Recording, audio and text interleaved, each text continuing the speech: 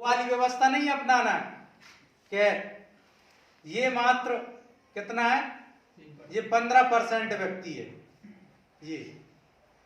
ये पूरा 85% बहुजन समाज है, इसमें एससी शामिल है, इसमें एसटी शामिल है, इसमें ओबीसी शामिल है, इसमें माइनॉरिटी शामिल है, अल्पसंख्यक जिसे बोलते हैं, इसमें सब समाहित है। लेकिन 15% इतना तेज है कि इन सबको ढक के रख दिया उसने, कब चलाओ कलम, कैसे चलाओ। तो हमारी लड़ाई किसी जनरल वाले से नहीं है, हमारी लड़ाई सिर्फ जो 15% के लोग हैं, इनकी जो व्यवस्थाएं हैं, सिर्फ उससे है, व्यवस्थाओं से लड़ाई है हमारी। हमारी आर्थिक व्यवस्था की लड़ाई है, राजनीतिक व्यवस्था की लड़ाई है, सामाजिक व्यवस्था की लड़ाई है, क्योंकि सामाजिक ऊंच नीच छुआछूत भेदभाव लगातार अभी भी भारत का संविधान लागू होने के बाद भी पूर्ण रूप से खत्म नहीं हुआ है, चल रहा है। सामाजिक व्यवस्था की लड़ाई है, क्योंकि सामाजिक व्यवस्था हमें बराबर चाहिए। कई जगह सामाजिक व्यवस्था तो बराबर हो जाती है, क्योंकि बाबा साहब ने कहा है कि शिक्षा वो शेरनी का दूध है, जो पिएगा वो दहाड़ेगा। अगर आप पढ़ लिख के आईएएस आईपीएस ऑफिसर बन गए ना, तो एक पंडित जी आपको बुलाएंगे कि साहब हमारे घर आइए। जब आप पढ़े लिखे नहीं है ना, तब तो आपको वो खटिया भी नहीं देंगे,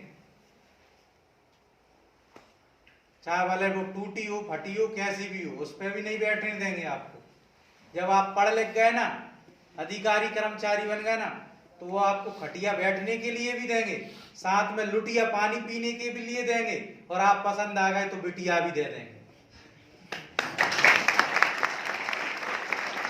ये शिक्षा में ताकत। अगर आप पढ़ोगे लिखोगे तो आपको खटिया लुटिया बिटिया तीनों मिलेगी आपको।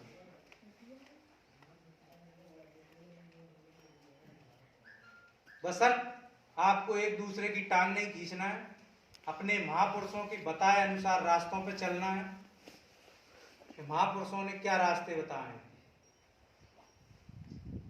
और अपने शौक भले अपन कम करो, लेकिन अपने बच्चों को अच्छे से अच्छी शिक्षा प्रदान करो। हमारी समाज में स्थिति ये है कि अगर गांव में 8वीं तक स्कूल है तो हम हमारी लड़की को पढ़ा लेंगे, 9वीं के बाद अगर शहर जाना पड़े तो घर बैठा लेंगे, कोई आवश्यकता नहीं है, मत पढ़ो, बहुत पढ़ लिया। फिर बोलते हैं फलाने की लड़की पुलिस में निकल गई, वो पुलिस वाली बन गई। अरे तुमने पढ़ाई ही नहीं है, तुमरी कैसी बन जाती।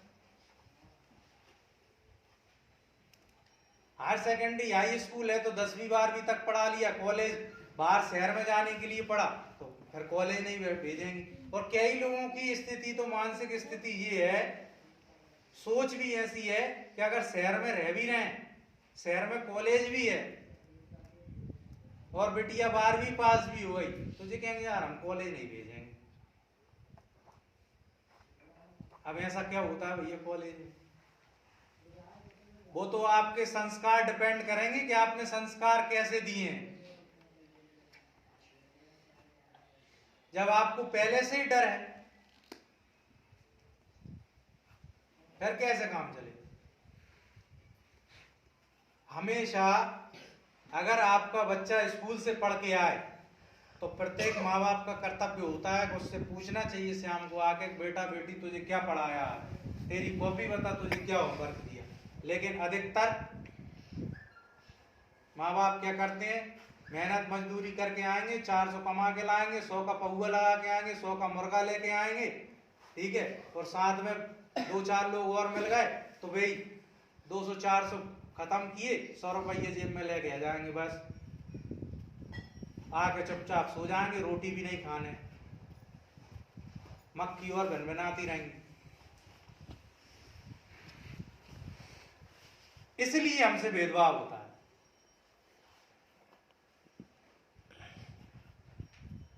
मजदूरी करो, कोई बुरी बात नहीं है, चोरी तो नहीं कर रहे, मेहनत कर रहे हैं, मजदूरी कर रहे हैं, लेकिन आप मजदूरी कर रहे हो आप अगर 400 कमा रहे हो तो 100 आप अपने खर्चे में खर्च करो, ठीक है, कम से कम 300 रुपये लाकर तो घर दो।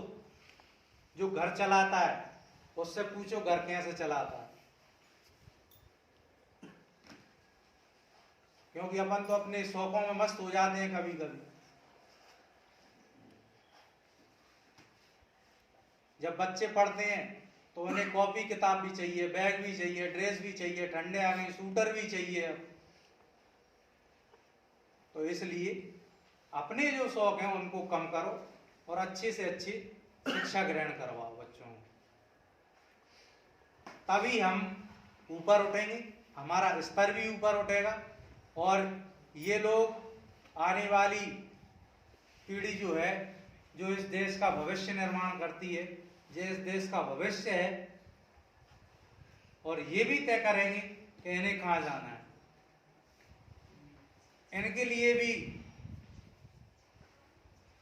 बार बार देखना चाहिए कि अगर बच्चे खेल रहे हैं तो क्या खेल खेल रहे हैं, कौन के साथ खेल रहे हैं, उन सब का व्यवहार कैसा है, सामाजिक बैकग्राउंड कैसा है, पारिवारिक बैकग्राउंड कैसा है, देखना चाहिए सबको। क्योंकि कई लोगों ने कहा है कि जो जैसी संगत करता है उसको वैसा असर पड़ जाता है। संगति पर भी विशेष ध्यान देना है, संगति भी हमारे बच्चों की नहीं बिगड़ना चाहिए। और जब तक हम मनुवाद की व्यवस्था से ऊपर उठ के नहीं आएंगे, अगर आज हम यहाँ आए, हमारे के घर परिवार नहीं है, हमारे घर में कोई काम नहीं है, क्या हमारे खेती बाड़ी नहीं है,